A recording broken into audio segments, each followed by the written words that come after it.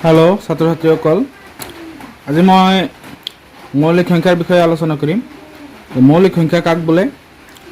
যিবোৰ সংখ্যাৰ উৎপাদক মাত্ৰ দুটা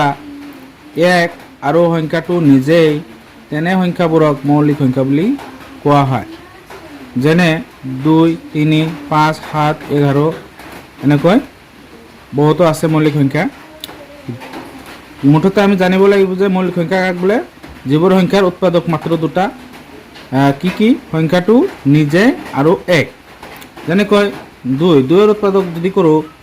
ইয়াৰ কি 2 এৰ যদি হৰণ দাও তেতিয়াহলে 1 আৰু 2 ওলাব তেনেকৈ 3 এৰ যদি দাও 3 এৰ হৰণ দিবে 1 আৰু 3 সংখ্যাটো নিজে ওলাব যদি দুটাকৈ উৎপাদক থাকিব সংখ্যাটো নিজে থাকিব আৰু 1 থাকিব তেনে সংখ্যাবোৰক কি বুলিব হে তেনে সংখ্যাবোৰক মৌলিক সংখ্যা বুলি কোৱা হ'ব তো এনেকুৱা মৌলিক সংখ্যা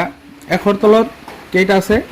একৰ তলত মুঠ 25টা এনেকুৱা মৌলিক সংখ্যা আছে